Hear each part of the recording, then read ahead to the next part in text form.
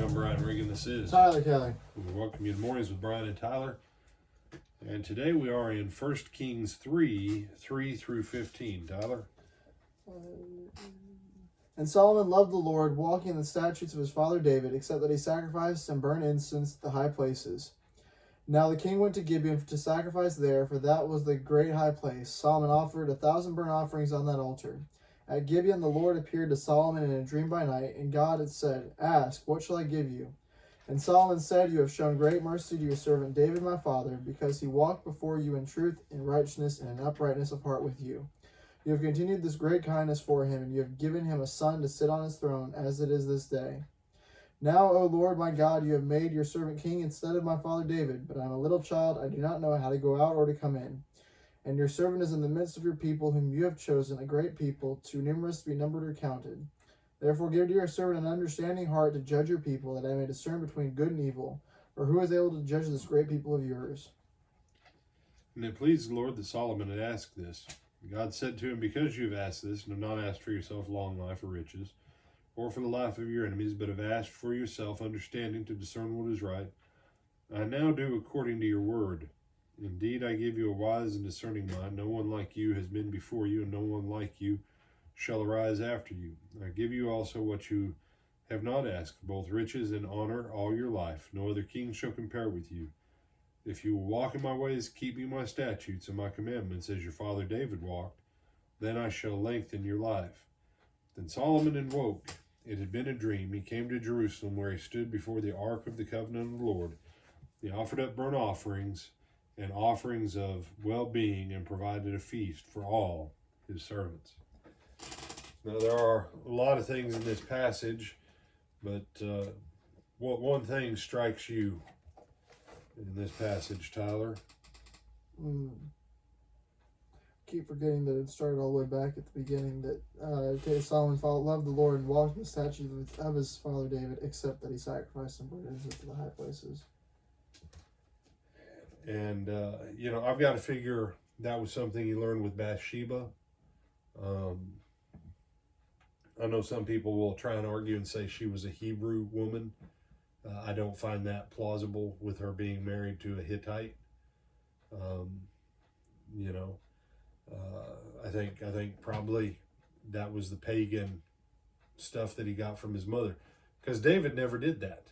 We have no record of David. Keep in mind, David's sons were raised in the houses of their mothers. Most of David's sons weren't actually raised with David being an active part of their lives. Really and truly, probably the closest is Absalom. That's one of the closer ones.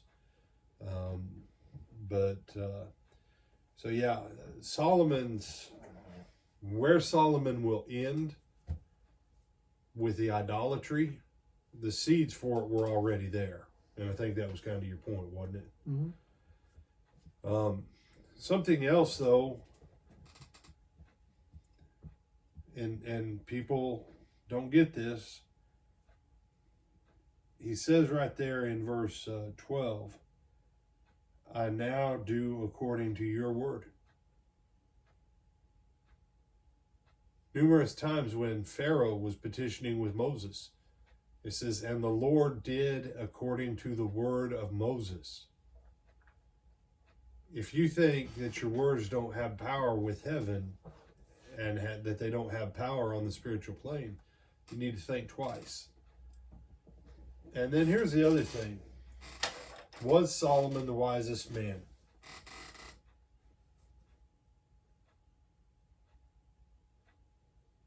See, there's no hesitation there. Okay?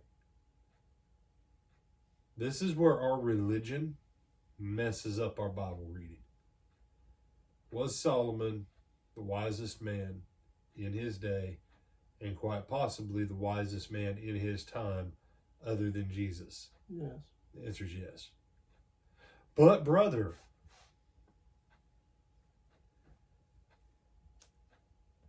wisdom is the ability to look at a situation and know the best course of action. That's what wisdom is.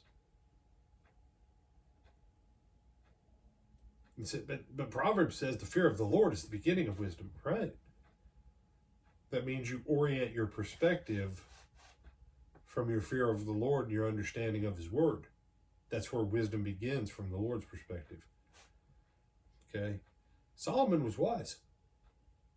People, then how come? How come? What was the value of silver in the days of Solomon, Tyler? Like dirt, wasn't it? Like dirt. That's pretty wise, y'all. But brother, he had high taxes. And amazingly, everybody could afford to pay them because there was so much gold for everyone in the land. That silver was like dirt. That's a massive amount of wisdom. And there was no debt. So no debt, tremendous prosperity, insane military strength. David left Solomon sitting super strong, and then Solomon covered all of it in gold and silver and bronze. Literally. Read through the stuff that he built. The insane amount of money on shield houses strategically placed all through the area. Swords, this, that, Solomon wise. You say, what do you want us to leave with this morning? A couple things. First of all, the Lord does according to your word. So you probably should watch your words, especially when you start speaking about your life.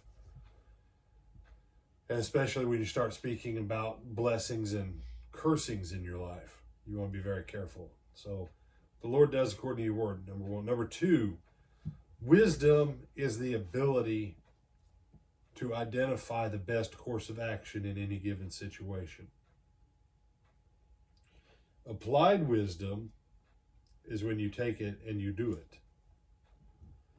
Okay? Did Solomon always do what he knew was the best course of action? Nope. His execution was not wise, but his understanding always was. And if you can sort those out, a lot of things in Proverbs will make a lot more sense, and everything in the life of Solomon makes more sense. Solomon was a guy just like anybody else. And sometimes he chose what he knew was the best way, and sometimes he didn't. So don't hang yourself with your words. Figure out the best course of wisdom, and then take the appropriate action on it. That's the road to blessing. And Solomon's life is a proof that the application of wisdom leads to prosperity and blessing for pretty much anybody who does it. Other thoughts, my brother? No, sir. With that, I'm Brian Reagan. This is Tyler Kelly. We bid you good morning.